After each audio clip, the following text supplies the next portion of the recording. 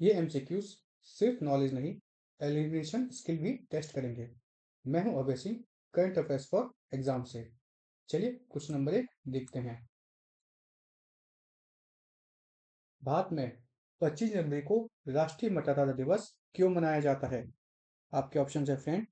इस दिन भारत निर्वाचन आयोग की स्थापना हुई थी। इस दिन प्रथम आप चुनाव हुए थे। इस दिन संविधान का अंगीकरण हुआ था, या फिर इस दिन सार्वभौमिक वयस्क मताधिकार अर्थात यूनिवर्सल एडेड फ्रेंचाइज मिली थी। तो इसका सही जवाब है फ्रेंड्स, इस दिन भारत निर्वाचन आयोग की स्थापना हुई थी। राष्ट्रीय मतदाता दिवस हर साल 25 जनवरी को मनाया जाता है, जो इलेक्शन कमीशन ऑफ इंडिया की 1950 में हुई फाउंडेशन को मार्क करता है। ECI founded in 1950। इस डे को ऑफिशियली 2011 से सेलिब्रेट किया जा रहा है, जिसका main objective youth voter participation को एनकरेज करना है।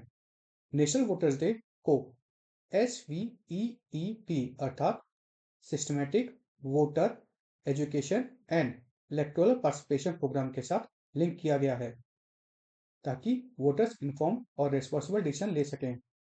इस ऑब्जर्वेंस का कोर मैसेज क्या होता है? एथिकल, अवेयर और पार्टिसिपेटिव वोटिंग कल्चर को प्रमोट करना। SVEEP स्वीप का जो लॉन्च हुआ था वो 2009 में लॉन्च हुआ था। ECI स्टेब्लिश हुआ था 25 जनवरी 1950 को, और ECI जो है वह आर्टिकल 324 के अंतर्गत एक कॉन्स्टिट्यूशनल बॉडी है। चलिए अगले प्रश्न पर आते हैं।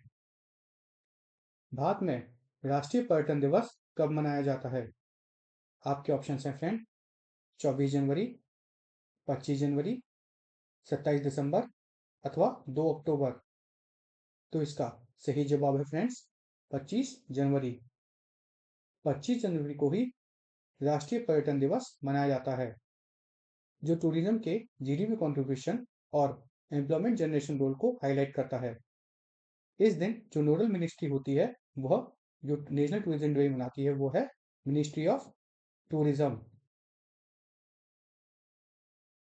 अच्छा, इस दिन नेशनल टूरिज्म डे का यूज गवर्नमेंट देखो अपना देश, क्या देखो अपना देश इनिशिएटिव को प्रमोट करने के लिए लगाती है, जिसका फोकस डोमेस्टिक टूरिज्म पर है।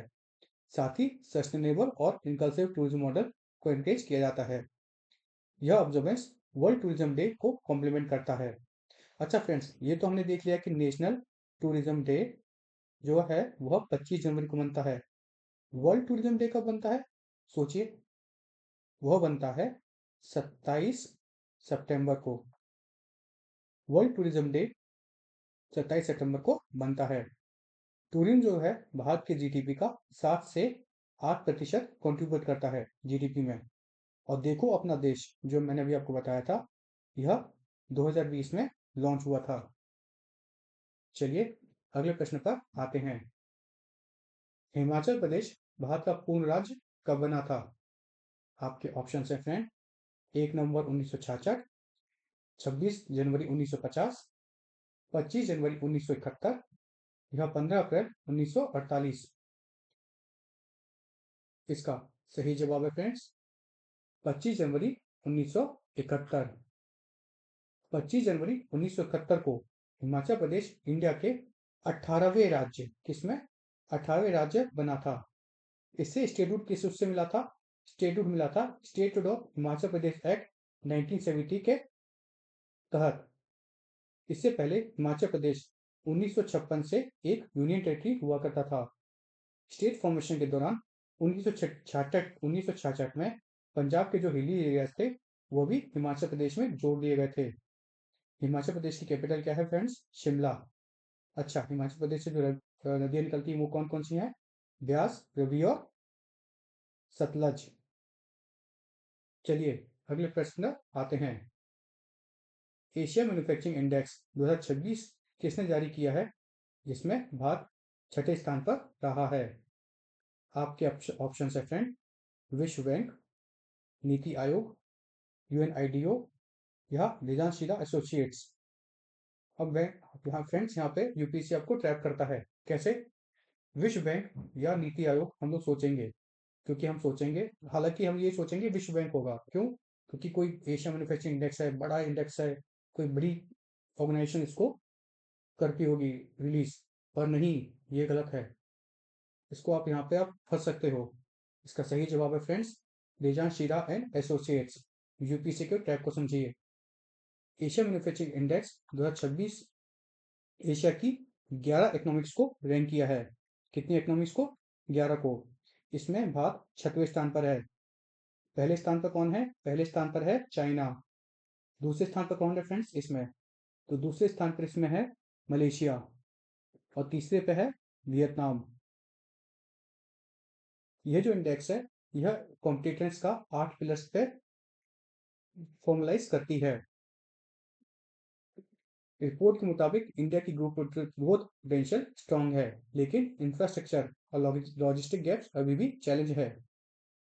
अच्छा, भारत में मैन्युफैक्चरिंग को जो बूस्ट मिला है, वह एक मेक इन इंडिया के तहत मिला है। भारत में जो लॉजिस्टिक कॉस्ट है, वह 13 से 14% होती है जीडीपी की, जो कि अभी भी अधिक है। चलिए अगले प्रश्न पर आते हैं। नमबियो ग्लोबल सेफ्टी इंडेक्स 2026 में कौन सा शहर शीर्ष पर है? आपके ऑप्शन है friend, Zurich, Tokyo, Abu Dhabi, Singapore. अब फ्रेंड्स यहाँ पे भी हल्का सा एक ट्रैप बिछाया गया है। हम सभी ये सोचेंगे कि कोई भी ऐसे इंडेक्स आते हैं तो यूरोपियन कंट्रीज हालांकि टॉप पर ही रहती हैं, और यहीं पे हम फंस सकते हैं। यहाँ पे कोई यूरोपियन कंट्री टॉप पे नहीं है। यहाँ पे अबू धाबी टॉप पर है ग्लोबल सेफ्टी इंडेक्स में। अबू धाबी को लगातार 10वें साल, ये बात याद रखिएगा फ्रेंड्स, 10वें साल दुनिया का सेफेस्ट सिटी माना गया है। कौन सी? अबू धाबी इन सेफेस्ट सिटी। इस इंडेक्स में 400 से अधिक सिटीज को रैंक किया जाता है। सेफ्टी का असेसमेंट डे टाइम और नाइट टाइम वॉकिंग सेफ्टी के पैरामीटर्स पर होता है। अबू धाबी की रैंकिंग में टेक्नोलॉजी ड्रिवन प्रिवेंटिव पॉलिसिंग जो होती है, उसने इसको बहुत हाई पहुंचाया है, क्योंकि उसके कारण वहां का जो क्राइम रेट है वो काफी लो है। अब अबू धाबी क्या है फ्रेंड्स? ये यूएई की कैपिटल है। चलिए अगले प्रश्न पर आते हैं। उधमपुर जिले की जीआई टैग कलाड़ी के वैज्ञानिक उन्नयन का निर्देश किसने किया? आपके ऑप्शन है फ्रेंड, डॉक्टर जितेंद्र सिंह, पीयूष गोयल, राजीव चंद्रशेखर या अश्विनी वैष्णव। इसका सही जवाब है फ्रेंड्स, डॉक्टर जितेंद्र सिंह। कलाड़ी एक जीआई टैग डायरी प्रोडक्ट है जो उधमपुर डिस्ट्रिक्ट जम्मू कश्मीर से ओरिजिनेट हुआ है। इस प्रोडक्ट को ODOP, one district one project initiative के अंदर प्रमोट किया जा रहा है। कल फ्रेंड्स मैंने इस बारे में आपसे याद है चर्चा की थी कल के सेशन में। उसमें वन स्टेशन वन प्रोडक्ट था, यहाँ पे वन डिस्ट्रिक्ट वन प्रोडक्ट है। और one station one product one district one product से ही इंस्पायर्ड है। करंट फोकस सेल्फ लाइफ को बढ़ाना पर है, और बिना ट्रेडिशनल टेस्ट को कॉम्प्रोमाइज किए। कलाड़ी को पॉपुलर कल्चर में मोजिल्ला ऑफ जम्मू भी कहा जाता है। इस प्रोजेक्ट में CSIR और CFTRI अर्थात central food technological research institute Mysuru और CSIR IIM Indian institute of integrative medicine Jammu involve हैं। यह रॉ फुल फैट मिल्क और वेव वाटर से प्रिपेयर होता है। अच्छा, जीआई टैग जो है वो गवर्न होता है जॉग्राफिकल इंडिकेशन एक्ट 1999 से। ये फ्रेंड्स याद रखिएगा, जॉग्राफिकल इंडिकेशन एक्ट 1999 से। और ओडीओपी जो है वो किस मिनिस्ट्री के अंतर्गत आता है? तो ये आता है MSME मिनिस्ट्री के अंदर। हम लोग मिनिस्ट्री ऑफ टूरिज्म भी बोल सकते हैं, पर याद रखिएगा ये MSME ministry of small micro enterprises के अंतर्गत आता है। मीडियम स्मॉल एंड माइक्रो के मिनिस्ट्री के अंदर आता है ये।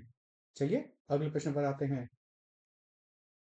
भारत के लैब ग्रोन डायमंड उद्योग में योगदान के लिए APO राष्ट्रीय पुरस्कार किसे हाल ही में मिला है? आपके ऑप्शन हैं फ्रेंड, अनिल नाइक, बकुल लिबाचिया, वर्गीस कुरियन या रतन टाटा। तो फ्रेंड्स इसका सही जवाब है बकुल लिबाचिया। बाथवाई टेक्नोलॉजीज प्राइवेट लिमिटेड सूरत के फाउंडर ने 2004 में इंडिया का पहला लैब ग्रोन प्रोड्यूस किया था। किसने? बकुल लिबाचिया ने। एपीओ अवार्ड से रिकॉग्नाइज किया गया था इन्होंने इनको, जो नेशनल प्रोडक्टिविटी काउंसिल द्वारा एडमिनिस्ट्रेटर होता है। एपीओ जो होता है, एशियन प्रोडक्टिविटी ऑर्गेनाइजेशन, एक Tokyo based inter governmental organisation है। अच्छा, यहाँ पे कुछ आपको फैक्ट्स बताना चाहूंगा फ्रेंड्स। एनसीपी एनपीसी जो है उसका एस्टेब्लिशमेंट हुआ था 1958। एनपीसी क्या, नेशनल प्रोडक्टिव काउंसिल। और सूरत जो है वह वर्ल्ड का डायमंड का पॉलिसी हब माना जाता है। चलिए अगले प्रश्न पर आते हैं। 86वें अखिल भारतीय पीठासीन अधिकारी सम्मेलन कहाँ आयोजित हुआ है? आपके ऑप्शंस हैं फ्रेंड, लखनऊ, भोपाल, जयपुर या पटना। तो इसका सही जवाब है फ्रेंड्स, लखनऊ। यह कॉन्फ्रेंस उत्तर प्रदेश विधानसभा में होस्ट की गई है। पार्लियामेंट और स्टेट लेजिस्लेचर्स के प्रेसाइडिंग ऑफिसर्स में शामिल हुए थे। इस फोरम का फोकस लेजिस्लेटिव प्रोसीजर, गवर्नेंस और बेस्ट प्रैक्टिसेस पर रहा है। चलिए अगले प्रश्न पर आते हैं। भारतीय स्टील 2026 का आयोजन कहाँ होगा? आपके ऑप्शन हैं फ्रेंड, मुंबई, नई दिल्ली, अहमदाबाद या भुवनेश्वर। तो इसका सही जवाब है फ्रेंड्स, नई दिल्ली। वो भी नई दिल्ली में कहा, भारत मंडपम में। भारत स्टील 2026 इवेंट भारत मंडपम नई दिल्ली में ऑर्गेनाइज किया गया, जिसे मिनिस्ट्री ऑफ स्टील ने होस्ट किया था। इंडिया करेंटली वर्ल्ड के सेकेंड लार्जेस्ट स्टील प्रोड्यूसर है। आपको ये बात पता है फ्रेंड्स, इसको नोट कर लीजिए। इवेंट का स्ट्रेटेजिक गोल 2030 तक 300 million ton steel capacity achieve करना है। इसका फोकस क्या है? ग्रीन स्टील टेक्नोलॉजीज, इनोवेशन और सस्टेनेबिलिटी पर।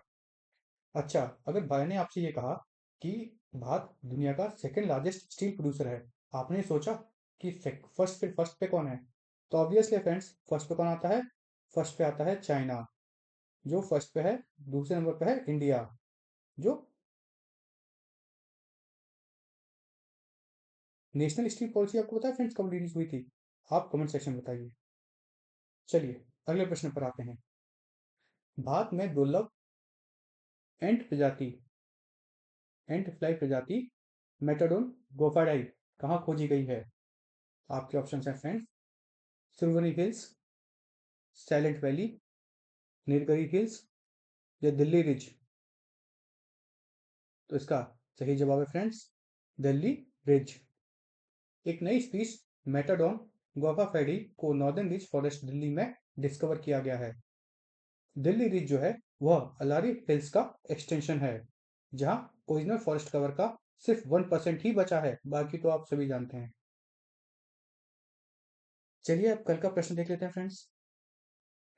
धातु क्षरण रोकने के लिए अर्थात मेटल कोरोजन रोकने के लिए सेब की पत्तियों का उपयोग करने वाले भारत चीन अध्ययन का नेतृत्व हाल ही में किसने किया था? मैंने कल आपसे प्रश्न पूछा था।